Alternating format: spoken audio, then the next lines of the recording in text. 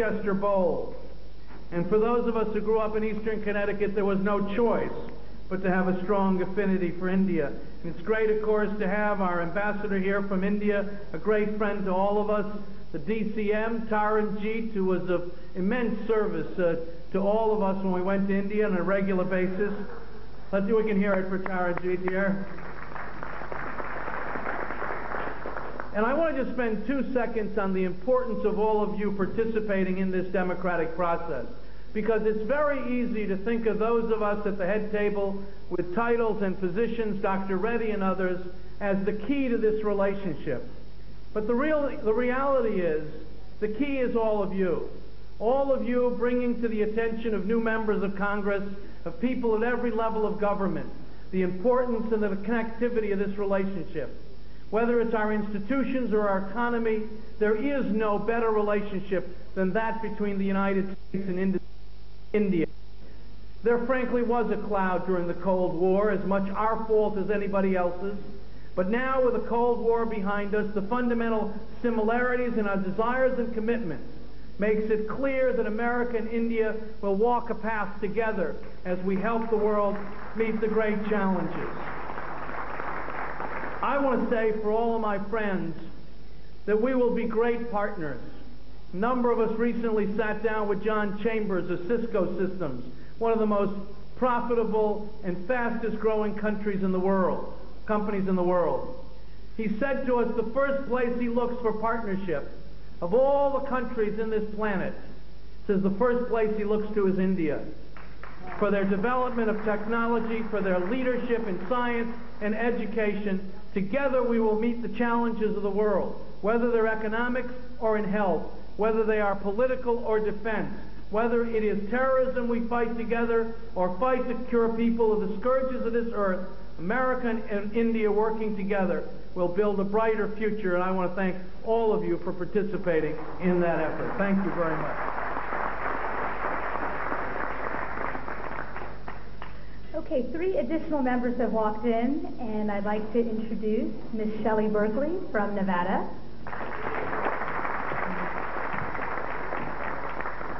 Ms. Carolyn Maloney from New York City,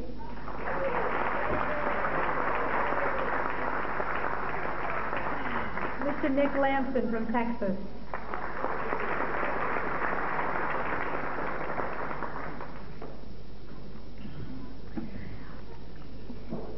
also, to reiterate some of the things Mr. Gagenson said in his final remarks, speaking of a new phenomenon, we have many Indian American staffers and interns, and I would just like to personally thank all the members of Congress who employ us and let us spend lots of hours in their offices. And at this time, I would like all Indian American staffers and interns just to stand for a second so we can see who you are. So could you please stand?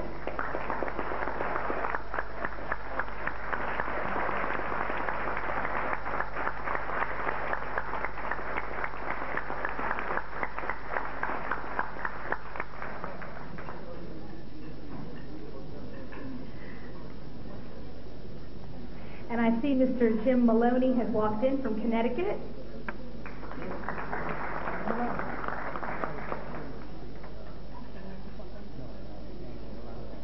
And Mr. Anthony Weiner from New York City.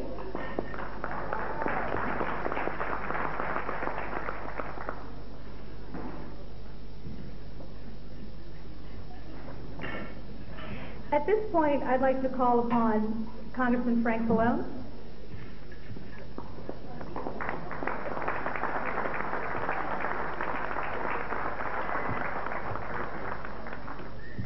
Thank you very much, and let me just very briefly say that I'm very pleased to be here this evening, and once again Krishna Reddy and the Indian American Friendship Council have managed to get more members of Congress to attend an Indian event than I've ever seen before. I think I don't know how many are here, but the whole table, the whole dais was filled on both sides, and that in itself is a major accomplishment. I want to thank Krishna and the Council. The other thing I wanted to mention is I see, on a parochial note, I see so many New Jersey people here tonight, and I know that the New Jersey chapter of the Friendship Council was started a few years ago and continues to grow.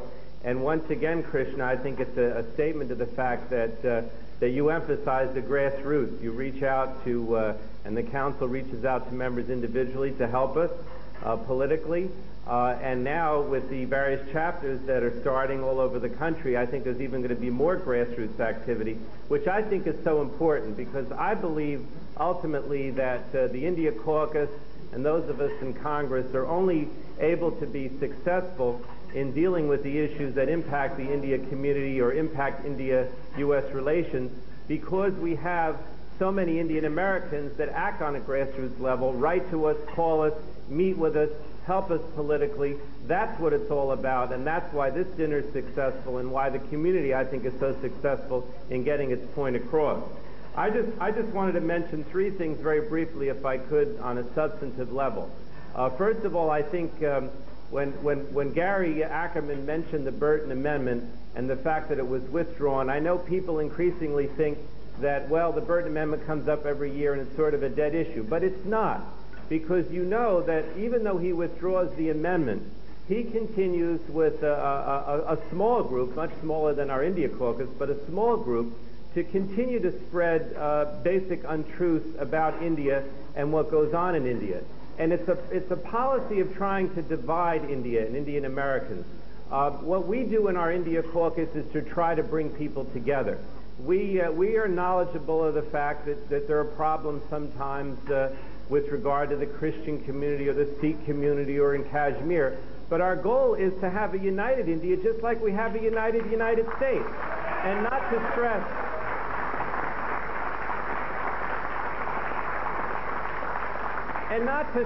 the differences, not to suggest that somehow India should be divided into different states or different ethnic or religious communities. And, you know, I'll just say one thing in that regard, because it was mentioned about Burton and the statements he makes about Christians in India.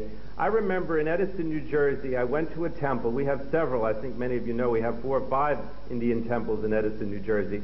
But I went to one day on Palm Sunday, which those of you who are Christian know is one of our holiest days, the Sunday before Easter. And I went up to the altar. There were about 2,000 people there who were all Hindu. And in the middle of the altar, there was a cross in the shape of a palm.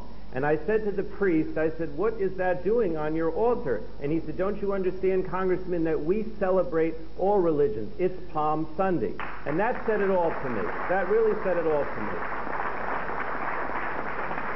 Second thing I wanted to mention with regard to the security relationship, I know that Ben Gilman touched upon that. When we were in India with the President in March, we made an effort, many of us who were there, to reach out and to try to stress the fact that there needed to be a new defense or security relationship between the United States and India.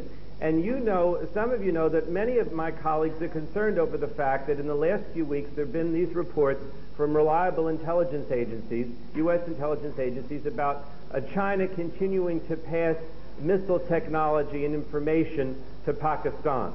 There is no question that what is going on here is an effort to surround India. I don't have to get into the details, whether it's Pakistan, China, China's influence in Burma whatsoever. We need to impress upon the administration, and I think we have, the President certainly took note of it when he was in India. We need to stress the fact that the United States has more in common with India from a defense point of view than probably any other country in Asia. And the United States has to play a role.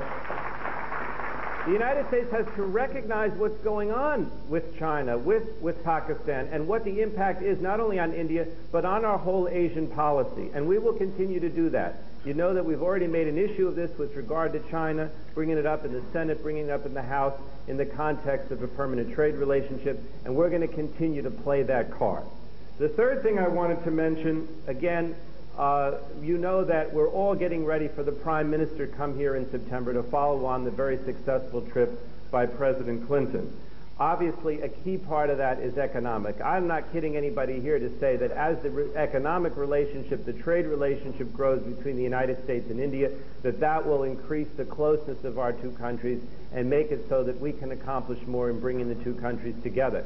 Obviously, an important part of that is trying to eliminate the remaining economic sanctions. The administration is still not willing to do that, but we're going to continue to press that the sanctions be eliminated completely. There's an effort to do that legislatively, and I think that the pressure has to build between now and when the Prime Minister comes to make that case, and we will continue to do so. I just want to thank you all again and all my colleagues for being here. It's so nice to see so many people here. Continue the relationship, continue to press, continue to make more members of Congress join the India Caucus, and I know that we will continue to be successful. Thank you.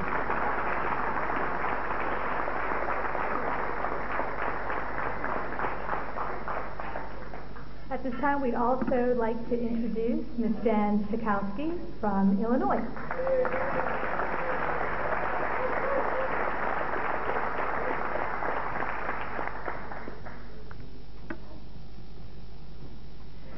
Okay, at this moment, we're going to take a brief pause so everyone can meet who they're sitting with. And while you are doing that, I'd just like to read a little quote here, one of my favorite quotes that I have on my computer terminal. And this is from President Clinton's trip. And the quote is from him speaking in the Indian Parliament. "Virtually every challenge humanity knows can be found here in India. And every solution to every challenge can be found here as well. Confidence in democracy, tolerance for diversity, and a willingness to embrace social change." So as you're meeting and greeting your fellow dinner mates this evening, please think about these great ideas and new changes we're seeing between both countries. And also feel free to swap your .com millionaire stories. And I'm sure every Indian out there is a .com millionaire, correct? So we're going to take a brief 5-minute pause, and we'll come back, okay?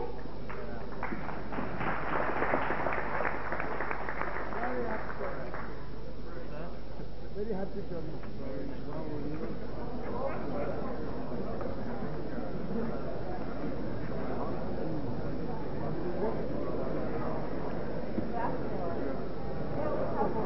Thank you. It's a pleasure to be here this evening. Special thanks to Chris Reddy. He's about the only person I know that can get this many members of Congress together for a dinner, and that speaks so well of him and speaks so well of all of you in the Indian community that have put this organization together over the last 5 or 6 years. I'm the chair of the India Healthcare of the India Caucus's Healthcare Task Force, and I want to mention some work that we are doing with members of the Health Subcommittee, the Commerce Committee, with Lois Capps and with Frank Pallone, on a couple of issues briefly that really do affect the country of India and affect Indian Americans in this country. We are in the process, working with our committee, working with the India Healthcare, with the task force and the India Caucus, and working with the appropriations committees of trying to increase monies in the Division of Minority Health to study, particularly to gather information and study what kinds of diseases are unique to Asian Americans, to Americans of Asian descent living in the United States. And we are finding things like, as many of you know, diabetes, heart disease, several other diseases are much more likely to be found in the Asian community in the United States than they are among Anglos, or they are among Latinos, or they are among African Americans. It's important that we spend the money to gather that information and begin to do something about our health policy. The second issue is the issue of tuberculosis. Tuberculosis kills 1,000 Indians in India every day. 1,000 Indians every day. It kills 2 million people worldwide every year. Congress has increased appropriations. 3 years ago, we spent $0 on international TB control. 2 years ago, we spent $12 million. Last year, we spent $30 million. The House passed legislation last week to spend $60 million and to work with other nations and philanthropists like Bill Gates and Warren Buffett and others and George Soros to spend $1 billion every year for the next 10 years, which will absolutely be able, we think, to control tuberculosis. And it means using what's something called the Directly Observed Treatment Short Course, the DOTS treatment. You can do it for $20 a person in developing countries. It's something we as a wealthy nation working with the government of India and working with NGOs can do. One last point.